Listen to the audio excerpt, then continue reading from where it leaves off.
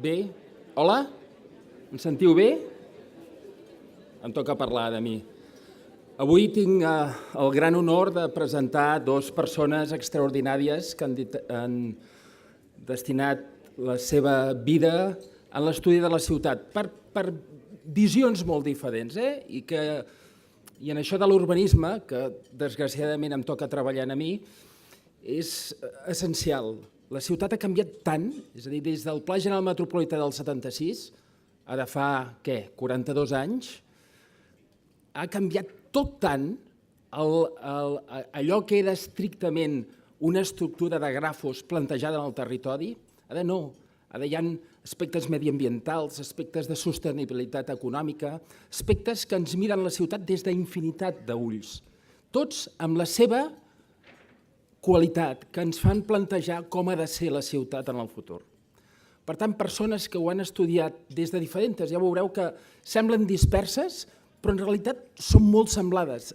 Canvia l'escala en què treballen. Un treballa amb unes escales enormes de territori de ciutat i l'altre és a una escala sectorial, afinar exactament la societat cap a on ens està portant, l'economia que ens mou cap a on ens porta, cap a quin model ètic i social ens està portant. Per tant, és un gran honor per mi tenir aquesta oportunitat de poder-vos-ho presentar. No faré un gran recorregut perquè, així com el meu currículum es llegeix molt ràpid, ells tenen infinitat d'obra, infinitat de treballs, infinitat d'estudis, però faré una pinzellada curta de cada un d'ells.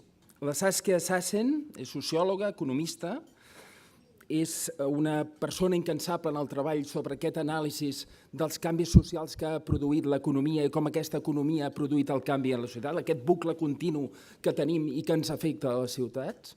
Amb aquesta visió, a ella li agrada dir que és un monjo, no una monja, un monjo, un monje. Una persona no perquè estigui tot el dia voltant, perquè fa de peregrinació a cada una de les universitats i les va veient totes, sinó per aquesta visió una miqueta espiritual, deixeu-m'ho dir, aquesta visió des de dintre, veu del fora, que ens permet sesgar o delimitar d'una forma molt precisa, molt concreta, què ens està passant a nosaltres. Té el Premi de Príncep d'Estudis, com abans s'ha dit, del 2013, per al tema de ciències socials, parla d'urbanisme, parla d'immigració, parla de globalització, parla d'aquesta transformació que estem vivint les ciutats, que d'un món industrial, és de l'agricultura, vam passar a la indústria, i ara no sabem ben bé on estem. En aquest ens estem guanyant més les plusvàlues que no estem construint res. Estem guanyant de les misèries, de coses que no s'acaben de concretar, cosa que ens està agredint directament a la nostra societat, fent que les capes més humils siguin les que pateixin més i les capes riques cada cop siguin més gruixudes, més riques. Per tant, com allò de la pregunta d'avui, de qui serà la ciutat, de qui és la ciutat? És una gran pregunta per veure com la societat pot acabar de poder-la fer seva i que només no sigui d'uns pocs. Per altra banda, el Lluís, és més fàcil presentar-ho per mi, és arquitecte com jo, el seu currículum és impressionant, és gran constructor de peces importants en el territori, de petjades en el territori, és a dir, de definició de territori. Abans explicàvem que hi posava l'exemple d'Holanda, no ho he dit, però la Saskia és holandesa, ja veureu que no es nota pas que sigui holandesa, ja ho veureu. Holanda té la posició del seu aeroport en el badicentre de les seves ciutats. La petjada del territori estructura el país. Amb les seves actuacions és capaç de dimensionar el territori. La col·locació d'una estació de TGV és capaç d'ordenar un àmbit metropolità. La col·locació d'una estació, la col·locació d'un equipament públic, especialista també en temes sanitaris, és capaç d'estructurar, d'ordenar la ciutat i és capaç de generar sinergies, també socials i també econòmiques, evidentment, perquè el seu edifici de la Castellana, un edifici fantàstic d'oficines, és capaç de generar unes sinergies, és capaç d'estructurar més enllà d'això. Per tant, com veieu, són idees totes sobre aquesta a mi m'agrada dir com gran matriu, no? És un sistema de capes que formen la ciutat, que aquestes visions són com capes dins d'aquesta estructura en què si llancem una línia ens donarà diverses interseccions. Bueno, prou d'enrotllar-me jo, esperem que ells ens puguin explicar aquestes interseccions que ens poden acabar d'ordenar la ciutat. Gràcies.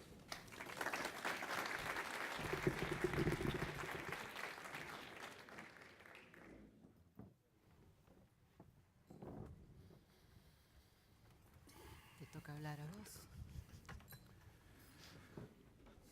Bona tarda a tothom. Ricard, es increíblemente fascinante ver a gente con pasión y con visión. Y es muy agradecer estar aquí hoy con todos vosotros en Cornellá.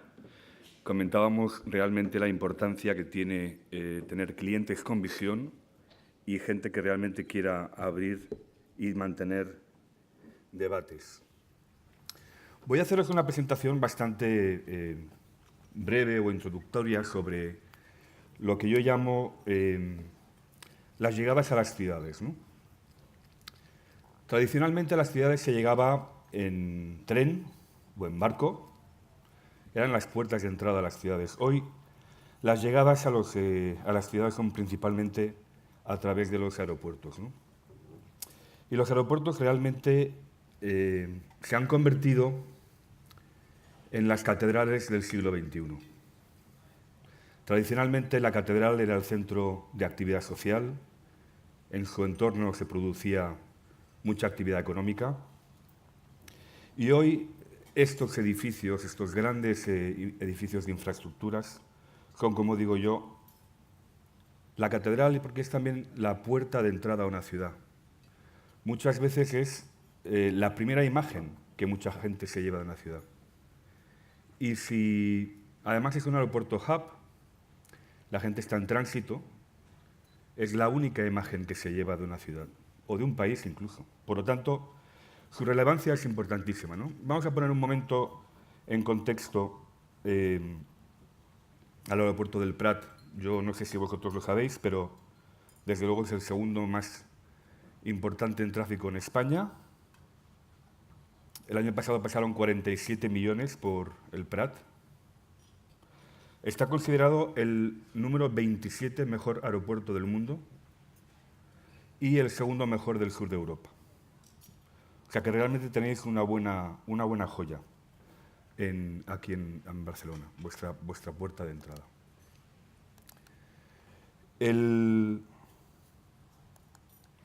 Ahora vamos a ver un vídeo. El planeta, el mundo, tiene unos 4.000 aeropuertos. Tiene unos 200 países, tiene unos 4.000 aeropuertos.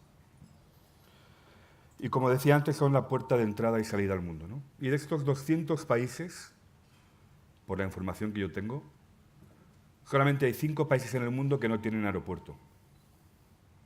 Y esos 5 países además están en Europa.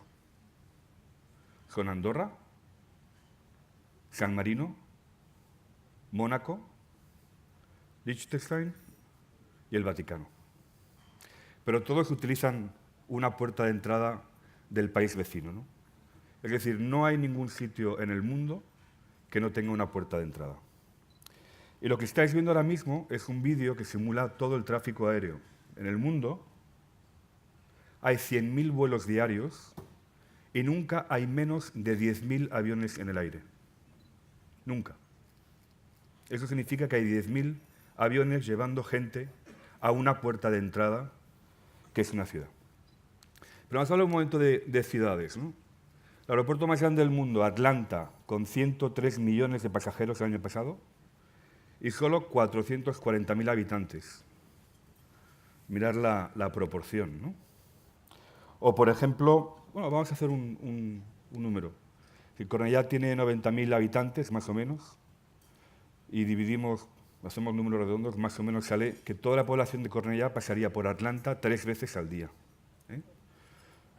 Para que os hagáis una idea de la magnitud. El segundo es Pekín, con 95 millones de habitantes, de pasajeros y 21 millones de habitantes. El tercero es Dubái, que se ha colocado muy rápidamente en esta posición. El cuarto es Tokio, con 85 millones. Y el quinto, Los Ángeles, también muy cerca, con 85 millones. Las poblaciones sí que varían mucho. Pero antes se hablaba de... Perdón, esto es Los Ángeles. Antes se hablaba de hubs, ¿no? Realmente los aeropuertos en el mundo se dividen en dos tipos. O que es un hub o que es un aeropuerto origen-destino. No es mucho más complicado que eso.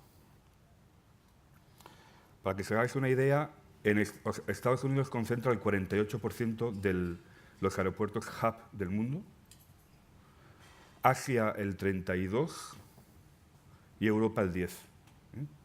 Eso es un poco, en términos macro, los números.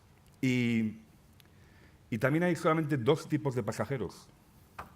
Está el pasajero de negocios y está el pasajero de ocio. Y además, para los que estudiamos latín, el término negocio viene de la palabra latina nec otium. Y nec es lo que no es ocio. O sea que realmente la palabra negocio es el no ocio. Este es el aeropuerto de Heathrow, la Terminal 2, a la que antes alguien se hacía referencia en la introducción.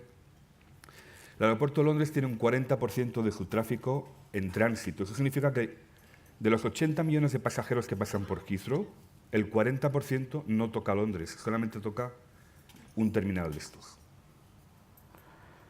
Y, por ejemplo, Londres, también para vuestro conocimiento, un tercio de su pasaje es de negocio y 2/3 son de ocio. Vamos a hablar un momentito de ciudades. Yo creo que las ciudades tienen que participar, tienen que trabajar. 4 palabras que empiezan por C. La primera es que tienen que competir, porque la competencia es buena, porque anima, porque estimula, porque te ayuda a ser mejor. Yo creo que las ciudades tienen que convivir, porque cada día más tenemos más población, más situaciones, más orígenes, más razas, más personas, y tienen que aprender a convivir. Y también tienen que aprender a compartir educación, compartir cultura, compartir recursos energéticos, compartir agua, compartir historia. Y finalmente la cuarta C, tienen que estar conectadas. Un mundo no conectado, unas ciudades no conectadas, no nos llevan a ningún sitio. Voy a dar algún otro número para también corroborar un poco lo que comentábamos antes, es el incremento de la población mundial. En 1970, el planeta tenía 3.600 millones de habitantes. Y 330 millones, es decir, menos del 10%, viajó en avión. El año pasado el planeta tenía 7.400 millones de habitantes, es decir, el doble que en 1970. Y viajaron, adivinarlo, 3.600 millones de pasajeros. La población mundial del año 70 es la que viajó el año pasado en avión. Y en 15 años se va a multiplicar, o va a incrementarse, hasta 5.500 millones de pasajeros. Por lo tanto, tenemos que adecuar, preparar nuestras ciudades para que estas puertas de entrada, estas catedrales, realmente puedan dar la bienvenida y puedan realmente responder a lo que son, que es, como decía al principio, la primera y la última imagen. Os voy a poner alguna de ellas. Esta es la Terminal 4 de Madrid, concretamente es el satélite, pero al efecto es lo mismo. Madrid preparó la T4 como el hub de Europa a Latinoamérica. Y en tan solo 10 años lo ha conseguido. Es ahora mismo el hub que mueve mayor tráfico desde Europa a Latinoamérica. Y en este caso pues hicimos un edificio muy sencillo, con mucha luz natural, que el color orientara al pasajero. La orientación intuitiva es fundamental en estos edificios. Nunca tomar más de 2 decisiones a la vez. Hablaré ahora un poquito sobre el comportamiento de los pasajeros y de la gente, ¿no? Y, por ejemplo, esto es Boston. Este es el nuevo aeropuerto internacional que estamos preparando para la ciudad de Boston, que estará inaugurado, esperamos, en el 2023, 2024. Y también se ha concebido desde la ciudad como un símbolo. Ellos quieren realmente que este terminal refleje su carácter, que se enseñe como una sociedad y una ciudad abierta, serena, en este caso protegiendo la entrada de sol en el terminal, con todos esos lucernarios que veis ahí arriba, pero desde fuera, protegidos por esos voladizos como si fueran, nosotros lo llamamos las pestañas de los ojos, ¿no? Son como unas pestañas que se prolongan para que el sol nunca incida en el vidrio y no entre calor, la radiación solar dentro del edificio. Y para cerrar, una reflexión. Y los pasajeros, las personas son muy de este eslogan, de las 2 P's, ¿no? People follow people. De la misma manera que sheep follow sheep. Pero es que ha habido una transformación mundial, y no sé si os habéis fijado. Y es que en estos momentos el fenómeno es diferente. Ahora people follow phones. Muchas gracias.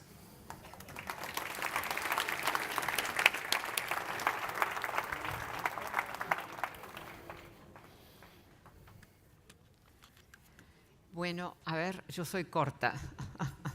Es un gran placer estar aquí y si bien tengo un poco un acento argentino, porque viví ahí de chiquita, en realidad me falta mucho de la lengua española. Yo soy holandesa, mis padres holandeses, pero me salió este acento argentino, pero quiero aclararles que realmente no hablo el español muy bien y ya me disculpo. Yo quiero hablar sobre un fenómeno que se está dando hoy en las ciudades, que es problemático. Me encantó mucho que hablaste de tantas cosas positivas, buenas, fuertes. Yo quiero introducir algunos desafíos. Esa es una manera elegante de describir algunas cositas que por ahí son un poco negativas. Quiero empezar con un fenómeno que empieza hace unos años y que ahora está escalando, y es la compra de edificios en ciudades. Yo tengo un dataset de 100 ciudades, y Barcelona está ahí, que son el objeto de deseo, por así decirlo, de grandes inversores. Claramente no puedo mostrar las 100, aquí simplemente les muestro las primeras 10. Los datos aquí son solamente compras de edificios que existen. No es nueva construcción. Nueva construcción también está pasando. Además, es un año. Eso quiere decir que en los años, que lo hacen de mitad a mitad, pero yo voy a decir simplemente 2014. El año 2014, en Nueva York, se compraron el equivalente de 55 billones en edificios que existen. No es compra nueva, no es construcción nueva, etcétera, etcétera, sigue bajando. Lo que se puede notar especialmente cuando pongo aquí la compra por actores extranjeros de edificios en varias ciudades. Ahí Londres es la más comprada. Y para darles un dato así, por ejemplo, los reales de Qatar, de Qatari, tienen más propiedad de edificios en Londres que la reina de Inglaterra, lo cual yo debo decir encuentro bastante interesante y divertido, ¿no? Pero eso para darles una idea. Entonces ahí ya ven toda una distribución, etc. Debo decir que Barcelona también está en esta lista de 100 ciudades. Ahora, si es positivo o negativo, eso depende mucho de la situación, ¿eh? Yo no quiero hacer aquí un juicio duro sobre... Yo simplemente les doy los datos. Quiero clarificar esa lista que viene al costado, que es una tasa de crecimiento, es crecimiento de un año al otro, lo cual les muestra, por ejemplo, que Shenzhen en China ahora tiene un crecimiento ese año tuvo de 426% de aumento de compras comparado con el año anterior.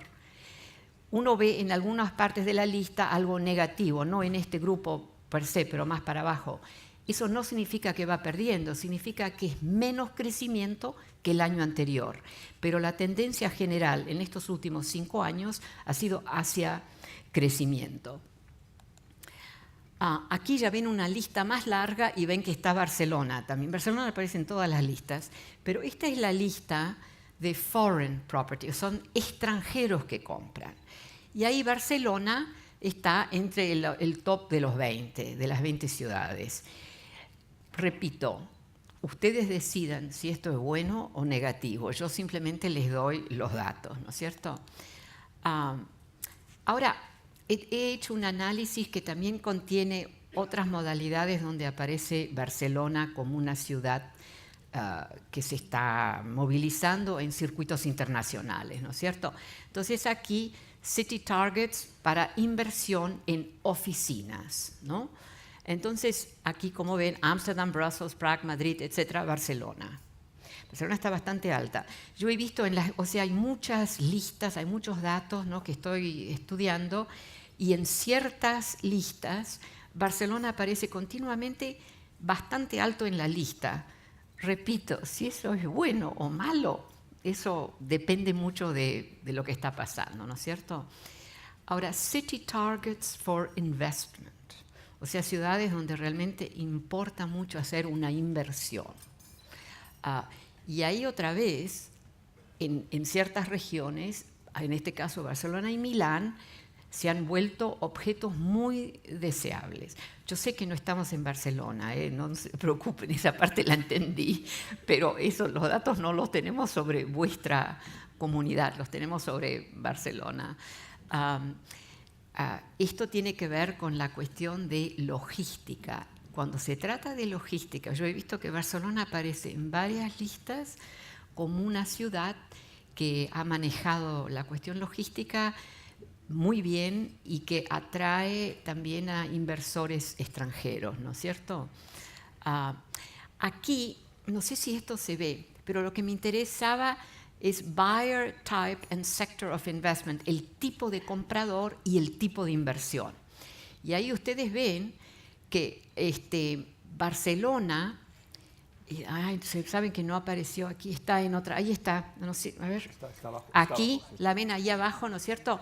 En términos de crecimiento, Barcelona está muy bien posicionada y tenemos, estos son buyer type, ¿no es cierto? El tipo de comprador. O están los sovereign wealth funds, ustedes saben lo que es eso, ¿no? Son de estados nacionales que compran, pension funds, etc. Cuando se trata de equity funds, para ustedes, aquellos de ustedes que están interesados en el mundo de las finanzas, Barcelona está muy, muy altamente posicionada aquí, ¿eh? Entonces, eso, yo creo que una vez que entra el sistema financiero en un espacio urbano, pueden salir cosas buenas y pueden salir cosas no tan buenas. No es simplemente un positivo, siempre positivo. Hay que saber manejarlo. En Nueva York la situación está negativa. En Londres, negativa. O sea, para mí todo es una curva. Un poco está bien, porque podés avanzar, podés capitalizar, etc. Pero en cierto punto, entonces es una cuestión también de cómo se gobierna este flujo de dinero, porque hay que recordarse que hay muchísimo dinero en el mundo que no sabe dónde ir. Una concentración muy, muy, muy grande, ¿eh? Y ya van a ver algunos otros datos que les muestro. Ahora, yo les quiero dar un ejemplo de algo que se está dando. Estas son, fíjense en las 4 ciudades en Alemania. Fíjense en el monto total para Berlín. 11 trillones, ¿no es cierto? Frankfurt, mucho menos, etc. Pero lo que pasa ahora, Hamburgo es la que está creciendo.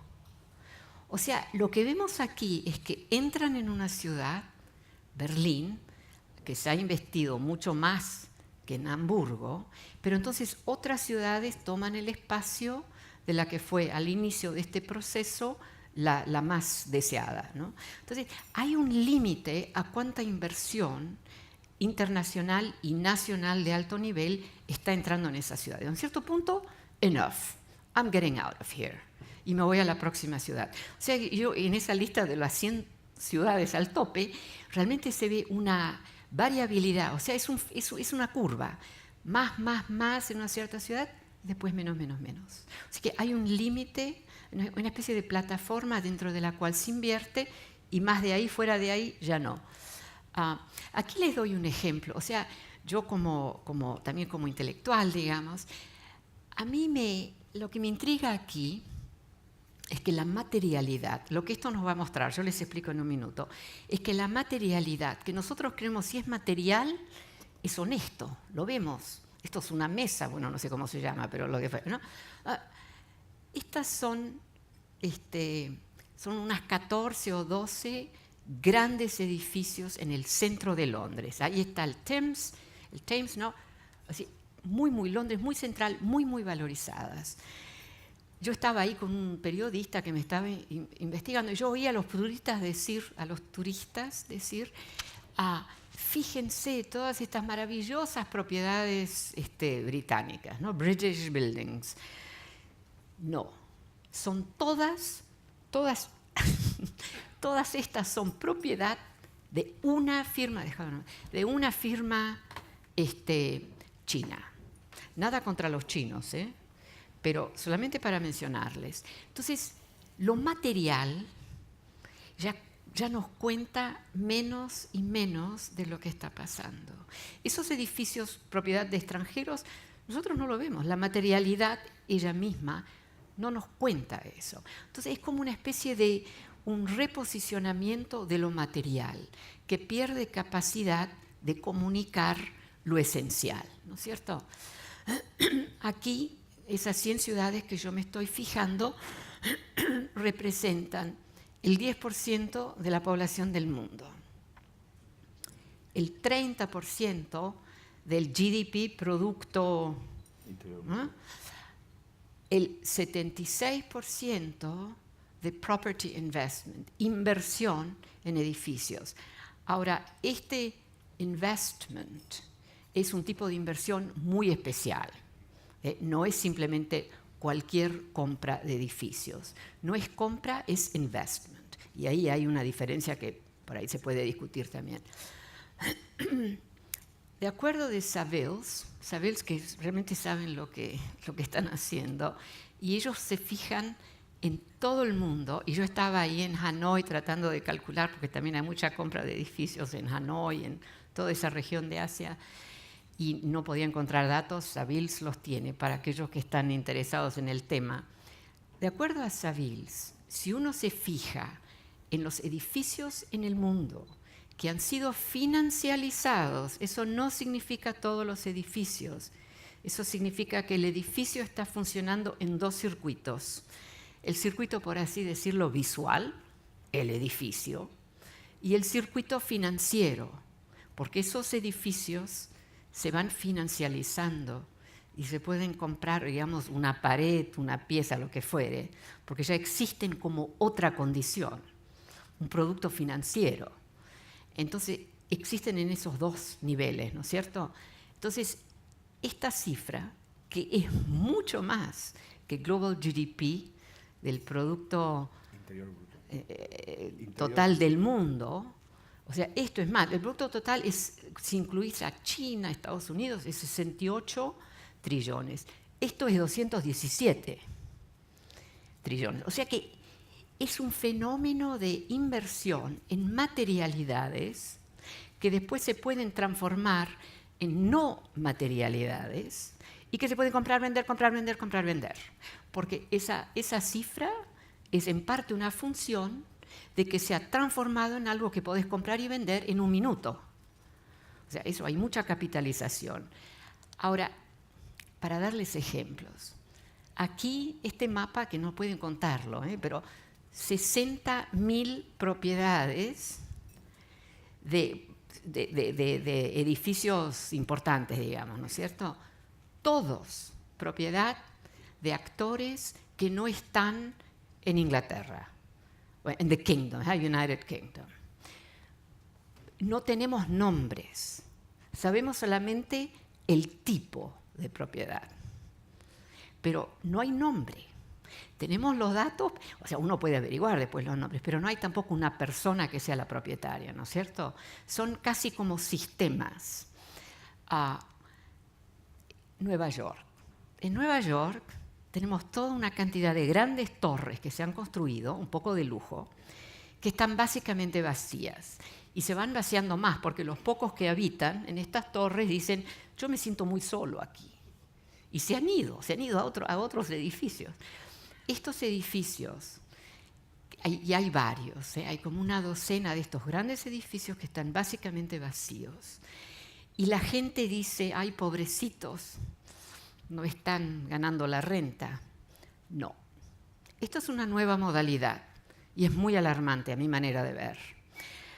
Y espero que aquí, en esta maravillosa condado donde estamos, no pase eso. Esto, lo que pasa aquí, es que estos edificios vacíos, sin utilidades, generan más plusvalía que si estuvieran llenos. ¿Por qué? Porque estos funcionan para generar lo que llamamos en inglés, yo me disculpo, asset-backed securities. Esto viene transformado a través de la matemática algorítmica. Esto no tiene nada que ver con microeconomía o con macroeconomía. Y cuando vos entrás, así para darles una imagen, en Goldman Sachs, por ejemplo, donde antes había 100 secretarias, hoy hay 100 físicos. Y yo no les doy la culpa a los físicos, que están elaborando estos instrumentos increíbles. Es matemática algorítmica. Eso permite transformar a este edificio en una fuente de ingresos que tienen que ver con una pared, lo que decía al principio, una pared, algo, eso se puede funcionar como un asset-backed security. Así que esa plusvalía que yo mencioné al principio, eso viene generado por esto. Así que hemos dejado atrás la microeconomía y la macroeconomía. Y son realmente estos 100 físicos. Y yo tengo uno que es un amigo que me mostró los instrumentos. Son como 16 pasos complicadísimos de algorithmic math para producir este instrumento que te permite sacar una plusvalía enorme de un edificio vacío. ¿Por qué? Porque una pared, una toilette, un piso, lo podés comprar, vender y ganás. Eso explica el valor increíble que tiene lo que es, en final de cuentas, un número muy limitado de edificios. Yo sé que tengo que ir terminando. Aquí hay más de esto, etc. Entonces, una imagen, les dejo con esta imagen, un poco dramática, es que vamos yendo. Si vos te fijas en el mundo, no Europa, Europa es muy especial, pero en la gran mayoría del mundo tenemos lo que llamamos la periferia, en español, que pueden ser cositas más o menos razonables y no tan razonables, y después una concentración enorme de edificios. Y estos edificios pueden funcionar como edificios y también pueden funcionar de otra manera, ¿no es cierto? Y debo clarificar que no hay ningún lugar en el mundo, porque a mí siempre me preguntan después, donde podés ver esta juxtaposition. Pero las dos son reales, pero un fotógrafo la juntó y te muestra esta figura, que es una figura realmente muy dramática y que es más pertinente, diría yo, para otras partes del mundo, no para Europa. Pero a eso vamos, en China, en Latinoamérica, en otros países de Asia, etcétera, etcétera.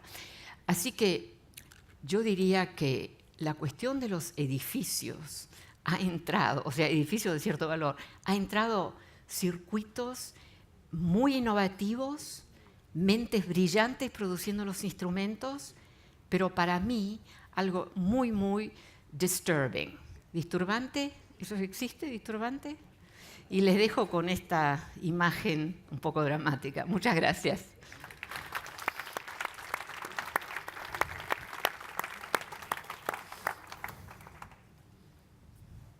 Tenemos que hablar nosotros ahora. Sí, ahora nos toca hablar a nosotros. Sí. Yo quería preguntarte, has dado una cifra, 217 trillones, ¿no? ¿Qué porcentaje crees tú que representa eso sobre el real estate global del planeta? Si pudiera venir alguien ahora de fuera y dijera, me compro la Tierra, ¿qué cuesta la Tierra en real estate? No, es que son dos cifras totalmente distintas, ¿eh? Porque estos edificios vienen valorizados, financializados, etc. Así que es una distorsión. La gran mayoría de los edificios no vienen transformados en esos instrumentos. Esos son instrumentos que utilizan, como decía yo, pedazos de los edificios, ¿no? Entonces es un sector, esto es de acuerdo a Savills, ¿eh? O sea, estos son edificios que han sido también financializados. La gran mayoría de los edificios simplemente funcionan como edificios. O sea, a mí me gustaría mucho preguntar, ¿este edificio que es muy lindo ha sido financializado? ¿Alguien sabe? Probablemente no. Y es mejor que no lo sea, ¿entienden, no es cierto?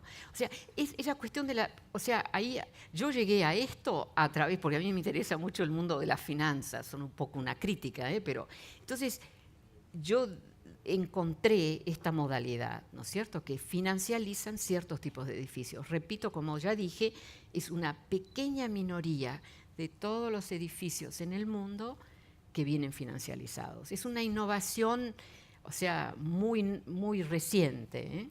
Pero, por ejemplo, nosotros ahora estamos asistiendo... Quizás uno de sí. tus aeropuertos. No, nosotros estamos asistiendo al nacimiento de los edificios concesionados. Es otra manera de concesionados. O concesionados, concession. O PPP, sí. los famosos P3 o Claro, PPP. claro. Estamos haciendo el primer PPP en un aeropuerto en Estados Unidos, en Denver, el primero que se ha hecho en la historia de los Estados Unidos. Pero ahora vemos otros que vienen, ¿no?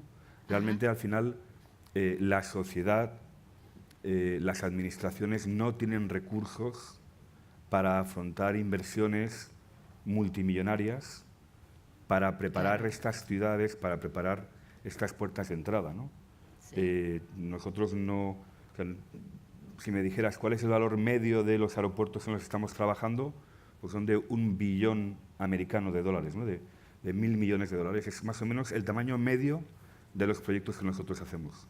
Con lo cual, hace falta encontrar otros mecanismos, Claro. otras fórmulas, Sí.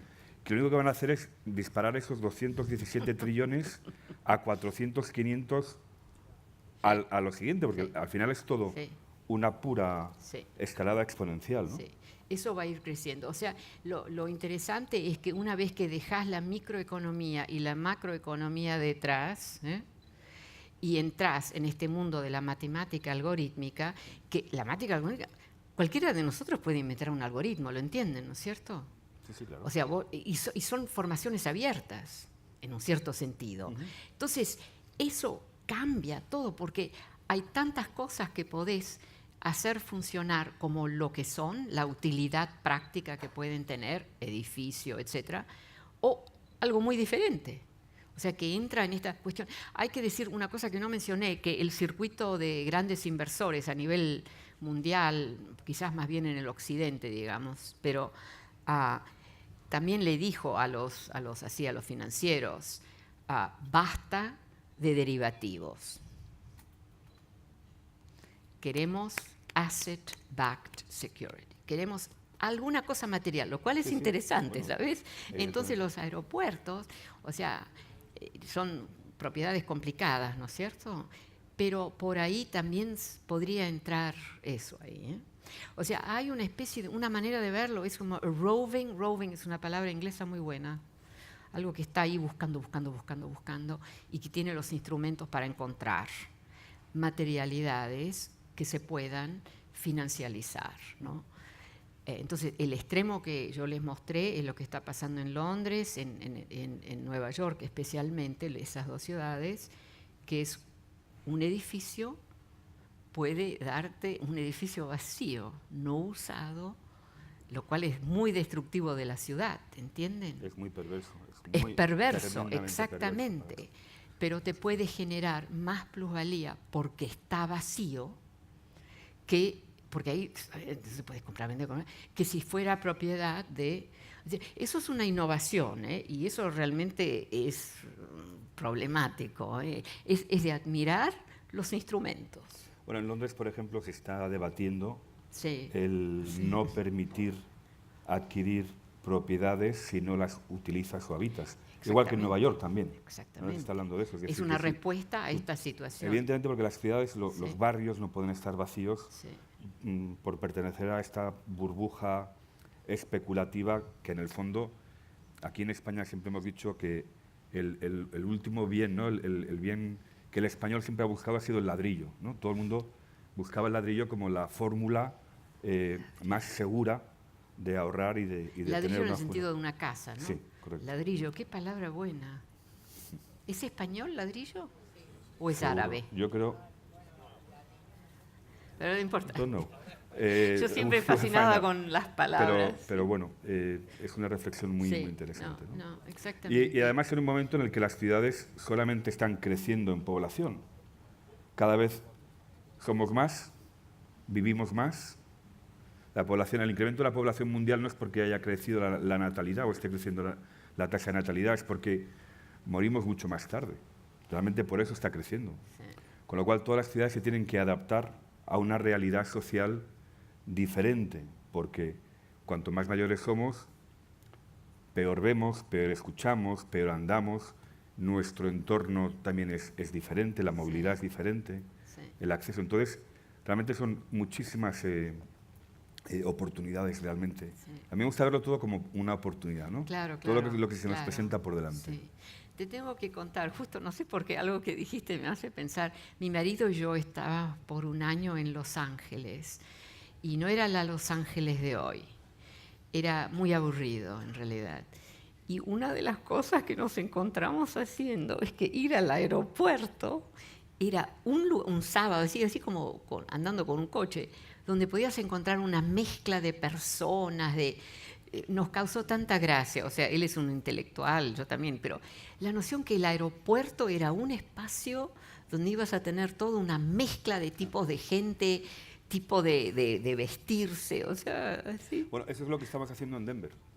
Denver se está preparando como el primer aeropuerto donde la ciudad vaya allí a pasar el día. Ahí va, sí. En Pittsburgh también lo que están haciendo ahora mismo es, el primer aeropuerto de Estados Unidos que lo permite, es permitir a gente no viajera, o sea, a no pasajeros, acceder a la zona comercial. Fíjate vos. El poder entrar, porque de hecho en Asia yo lo he intentado hacer alguna vez, no lo he conseguido, pero ¿por qué no puedes tú reunirte físicamente con un familiar cuando estás en tránsito?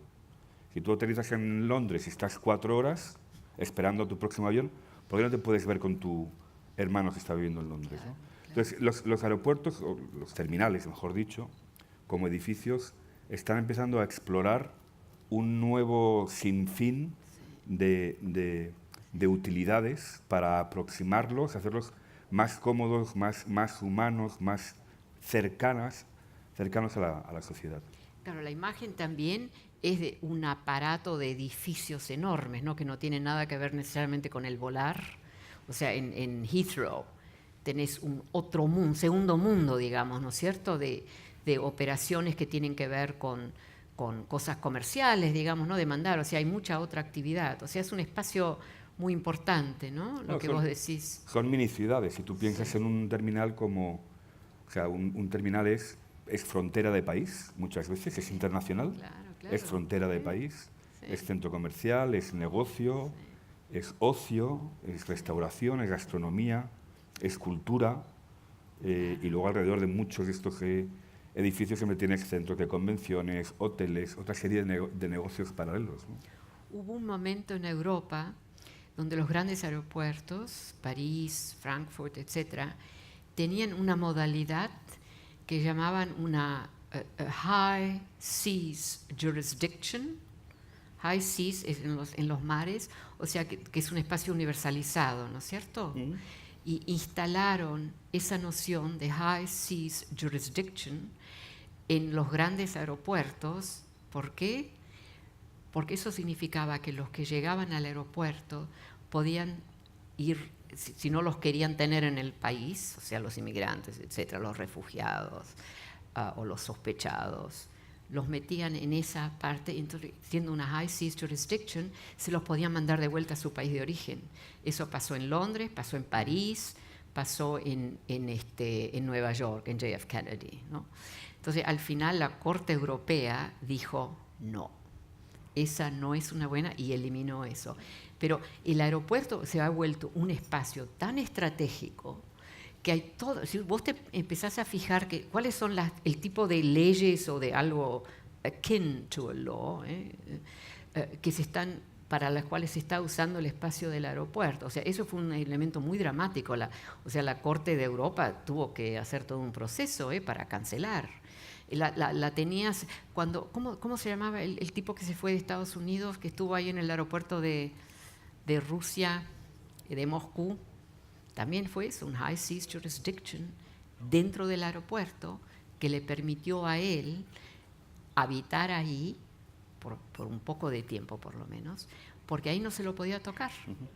O sea, el aeropuerto es mucho más hoy en día que así el lugar donde vas a tomar el avión.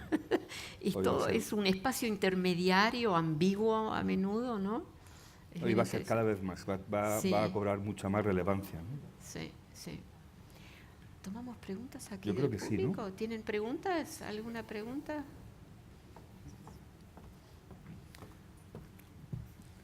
Se acabó. Se han adelantado. Un aplauso, por favor, para nuestros invitados. Y ahora sí comenzamos con el turno de preguntas. Ya saben cuál es la dinámica. Si tienen alguna cuestión que quieran hacerles al señor Vidal o a la señora Sassen, adelante, levanten la mano. Aquí tenemos la primera pregunta a la derecha y después tenemos otra. Pues, no sé si la ven al fondo. Parece ser que yo soy la primera. Bueno, yo tengo una pregunta para Saskia. Me pareció muy interesante el concepto aquel, bueno, muy interesante y muy alarmante. No sé si me tengo que levantar. Bueno, sí. Sí. Hola, me llamo Ivona Maciejewska. El concepto aquel que ha introducido sobre los edificios financiados o financializados. Es muy preocupante, ¿no? Que el edificio, siendo no habitado, no utilizado, pues aún y así gana el valor. Entonces mi pregunta, y va un poco relacionada también con el concepto de Jane Jacobs, al quien creo que usted conoce muy bien, Eyes on the Street. En algoritmos aquellos se puede introducir de alguna forma, aparte de leyes o normas que ya ha comentado Luis Vidal, que se están aplicando en Londres o en Nueva York, el valor o el factor social para corregir este valor financiero? Excelente pregunta y excelente así la frase que usaste al final, ¿no es cierto? Muy bien. Yo creo que sí que se puede, pero yo lo puedo hacer, pero nadie me va a escuchar, ¿no? O sea, ¿quiénes son los actores que podemos movilizar? Y yo encuentro que un desafío que tenemos es que los gobiernos locales, todos excluidos, aquí que son gobiernos locales, no llegan a enfocar, y yo diría también el gobierno de Nueva York, por ejemplo, el gobierno municipal de Nueva York, no llegan a enfocarse sobre esos temas, porque eso pertenece al sector privado. Entonces, el sector privado es una cosa, pero cuando el sector privado se vuelve un poco predatorio, es otra cosa, ¿no es cierto? Entonces, ahí hay que introducir en los debates que cada ciudad tiene a través de los diarios, a través de los programas de radio, hay que empezar a introducir esas nociones. Y a mucha gente todavía le cuesta mucho entender qué son los algoritmos que te permiten reinventar, reposicionar. Entonces, pero yo creo que absolutamente mi respuesta breve a lo que preguntás es sí. Los gobiernos municipales pueden... yo no sé, intervenir es la palabra, pero pueden o deberían manejar esos acontecimientos, esos cambios bastante radicales y profundos, mismos, si hay que repetir, afectan a una minoridad de los edificios que tiene una ciudad, ¿no es cierto? Pero uno no sabe cuándo se va a acabar eso, porque empieza con grandes edificios de lujo, andás a ver. Por ejemplo, ahora tenemos a las multinacionales construyendo en Nueva York R&B, ¿cómo lo llaman? Room and Board, que el principio la idea era vos tenés una casita que no la usás todo el tiempo y los turistas pueden usarla. Ahora son las grandes corporaciones, se están metiendo en ese negocio en Nueva York. Entonces, eso ya cambia, ¿sabés? Cambia el concepto.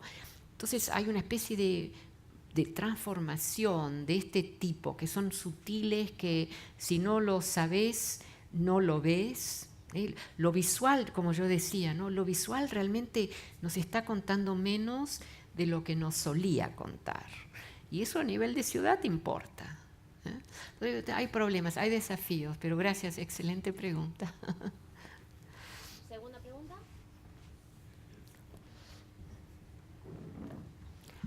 Hola, ¿qué tal? Soy Guillermo Muñoz, arquitecto. Mi pregunta era bastante vinculada con lo que decía ella y estamos en mesas diferentes. Lo único es que yo no creo que ese valor social se pueda aportar porque las corporaciones y los edificios no votan. O sea que es complicado que se incorpore. Eso es lo primero. Sí. A lo mejor de aquí unos milenios cambia el tema, pero de momento no. Otra cosa es que el capital económico es el que acabe controlando de alguna manera, ¿no? Y la siguiente pregunta era vinculado con este mismo tema. No entiendo logaritmos neperianos, pero ¿qué valor? No hay capitalización de rentas, no hay. Yo me dedico al mundo real, al mundo físico, ¿no? Mis clientes son promotores, family office, trabajamos con inmuebles reales, vendemos, compramos, transformamos, construimos. Pero ese concepto, ¿no? Ese valor añadido, no lo entiendo. Lo entiendo sí. A nivel de especulación de bolsa, pero sí. ¿Con qué elementos juegan? Sí. Bueno, excelente pregunta. Y cada ciudadano debería hacerse esa pregunta. Porque ese es el primer paso hacia entender, aquí hay otro actor, un actor invisible que no entiendo, etc. Entonces, hay que pensar en el valor, o sea, para darte un valor, el valor de outstanding derivatives, derivativos que están en acción, en otras palabras, en el sistema financiero, es más de $1 cuadrillón. Esos son muchos ceros y están todos trabajando, they're working zeros. Entonces, esa cifra, o sea, vos entendés que como dije, ¿no? El global GDP de todos los países del mundo, incluido China, etcétera, es 78 trillones, no cuadrillones. Entonces vos decís, ¿qué estoy viendo? Nosotros hemos mal nombrado algo que ya no es dinero, pero lo medimos en dinero. Yo me he hecho toda una serie de investigaciones. Si yo me fijo en todos los en valores nacionales, las bancas centrales de todo el mundo, ¿cuánto dinero hay? 400 trillones. No llega al cuadrillón. Y esas son cifras que cambian también, ¿no es cierto? Mucho. Entonces, aquí hay un fenómeno que nosotros estamos describiendo, nombrando, midiendo en términos de dinero, que no es dinero, es que es otra cosa. Para darte un ejemplo brutal, o sea, una historia brutal duró 9 años, 16 millones de casas de casitas, bueno, no puedo explicar todo, que generó una crisis, la crisis del 2008, pero también otra crisis más tarde, etcétera. Y fue todo una especie de manipulación de algo que se vistió en la ropa de un mortgage, una hipoteca para clase modesta. Y después de 8 o 9 años hubo 14 millones de hipotecas que fallaron. Pero se sacó muchísimo dinero de eso.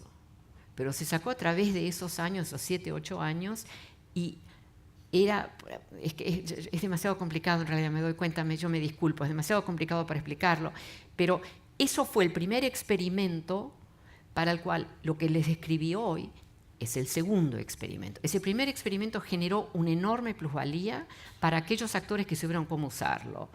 Los que se quedaron con las hipotecas perdieron, porque fue una crisis, ¿se acuerdan?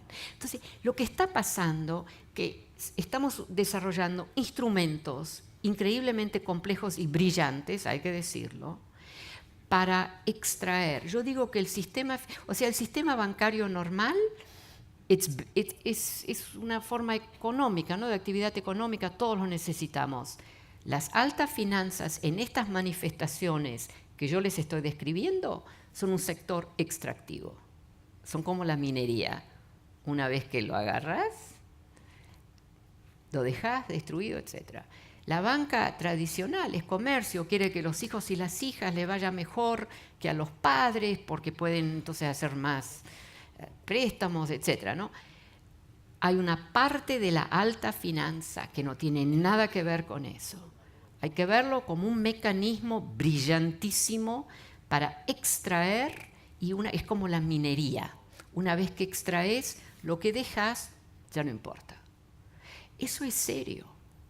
Y eso explica, cuando te empezás a fijar en eso así, eso explica muchas de las cosas que uno no entiende cómo puede pasar esto. Y Estados Unidos es exhibit number one, y hay varios países en Asia, en África, donde también está haciendo esto, ¿eh? Entonces, y América Latina también. Bueno, yo ya hablo demasiado, yo me disculpo, pero son cosas un poco complicadas. Pero gracias por la pregunta, porque es la pregunta de hacerse, ¿eh? ¿Cómo es posible? Y la última pregunta la tenemos aquí delante. Aquí delante. Bueno, mi nombre es Luis. Aquí. Ahora le traen el micrófono. Aquí tiene. Gracias. Mi nombre es Luis Mamonde, represento a la agencia Innovage, que representa a 31 municipios de la comarca del Baix Llobregat y Hospitalet. Hacemos innovación, pero no esta innovación que usted ha mencionado, evidentemente, ¿no? En fin, desde mi punto de vista, mi formación es jurídica y sanitaria. Sí. Me pregunto dos cosas, después de su exposición, que creo que es general, ¿no? Ese tipo de especulación innovativa, que lo que entiendo que crea unas garantías económicas para poder invertir en otras áreas, que posiblemente crean monopolios, que claro, las empresas que nosotros defendemos aquí en el Baix Llobregat y Hospitalet son pequeñas, medianas empresas, alguna un poco mayor, pero no son de este nivel monopolístico que parece que aparece en el mundo, ¿no? No sé si la pregunta va dirigida, ¿usted entiende que esta desigualdad económica que en el mundo se establece, que de estas dos capas, de los que tienen más dinero o más patrimonio con las clases menos favorecidas? Y también la segunda cosa es la consecuencia de este proceso innovativo que usted ha comentado, que es muy sofisticado, y por eso hay esos físicos, ¿no? Y otras disciplinas. Podemos hacer algo desde el mundo real, por decir así, desde el mundo judicial, que creo que se nos escapa todo, el mundo judicial se escapan estas cosas, ¿no?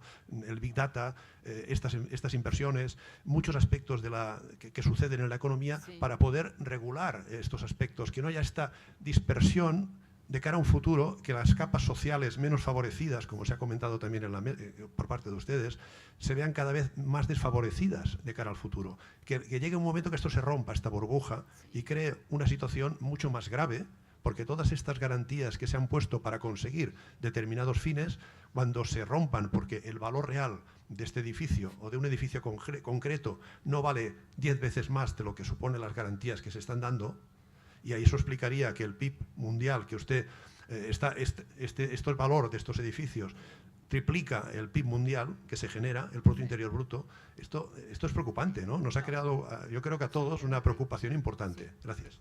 No, ustedes entienden que yo soy una crítica de esto, ¿verdad? No es que yo admiro a los físicos que desarrollan estos instrumentos, pero este producto es muy serio, es totalmente negativo, ¿eh? Aquí yo no veo cosa positiva en esto, confieso.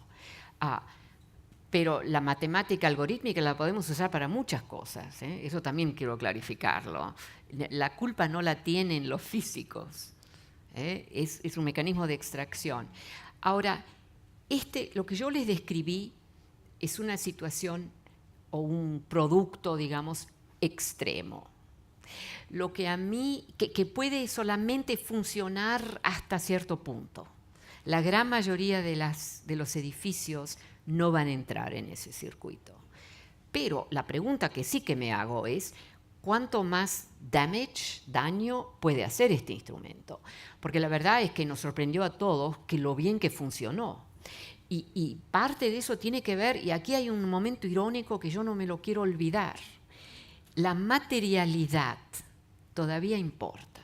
Porque si vos te fijas en toda la cuestión de los derivativos, que es el instrumento principal hoy en día, etcétera, ¿no? Derivatives. Ahí hay muy poca materialidad.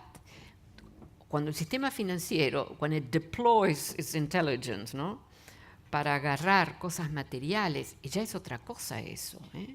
Entonces, eso para mí es alarmante, y el hecho que sean edificios en ciudades. ¿Qué podemos hacer? Este es un sector muy difícil de regular. Nosotros en Estados Unidos tenemos un problema enorme con nuestras clases políticas, ustedes ya habrán oído algo de eso, pero un ejemplo es el nivel de ignorancia. En segundo lugar, en vez de reconocer, bueno, yo seré muy bueno con algo, pero con esta cosa financiera, no.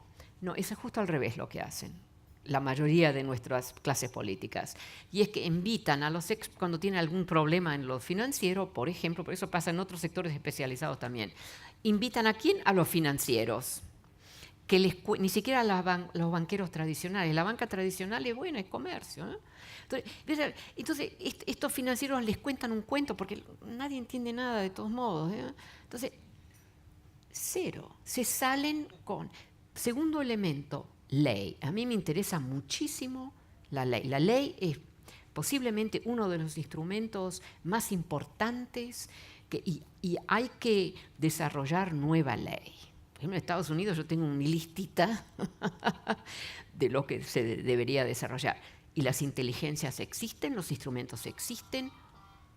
¿Eso significa que tengo que decir chao? Entonces, tenemos problemas muy serios en nuestras democracias. Por ejemplo, necesitamos entre las clases políticas gente que sea experta en esto, en lo otro, ¿no? Entonces, eso es difícil, porque también queremos los que no son expertos en nada, ¿no es cierto? Pero esta cuestión con el sistema financiero yo creo que lo podemos combatir, pero va a llevar un esfuerzo muy grande con muchas inteligencias diversas para manejarlo, ¿eh? Ahora, punto final, para mí, cuando yo me fijo en las historias, ¿no?, muchas historias de lo financiero, ¿eh?, todo es una curva. va, avanza, y después empieza a desplomarse un poco, ¿no? Esa es una posibilidad, ¿no?, que al final hay límites, pero mi Dios lo habrán abusado, ¿no?, hasta que llegamos, ¿sí? Bueno, usted no será argentina de nacimiento, pero lo parece, ¿eh?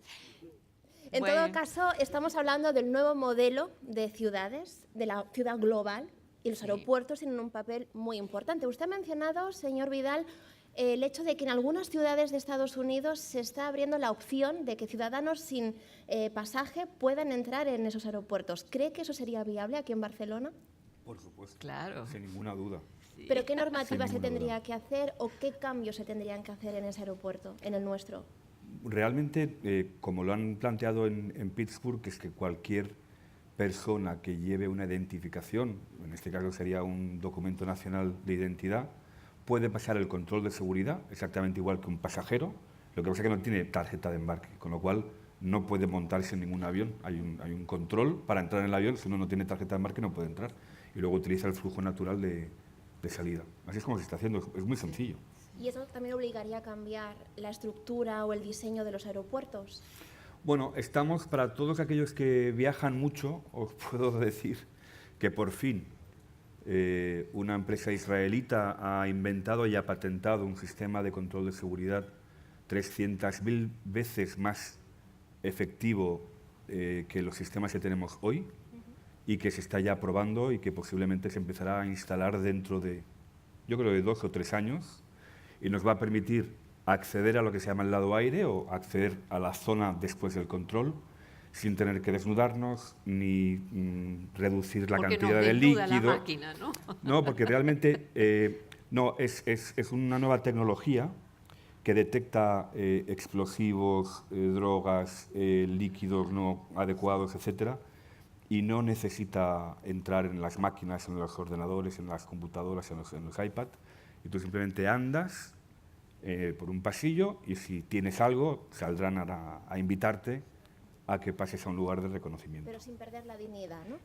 No, con mucha más dignidad que hoy. Si usted viera lo que vende nosotros hoy, sí. Bueno, yo lo he visto.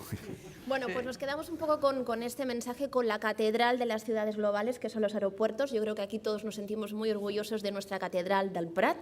Y nosotros seguiremos con esta tendencia también en la próxima sesión, que también será un face-to-face, también aquí en este caso el 15 de junio a las 9 de la mañana, con 2 estrellas de la ciberseguridad y del cibermundo, con Silvia Leal y con Neil Harbinson, que, si no lo saben, es la primera persona conocida, reconocida como cyborg.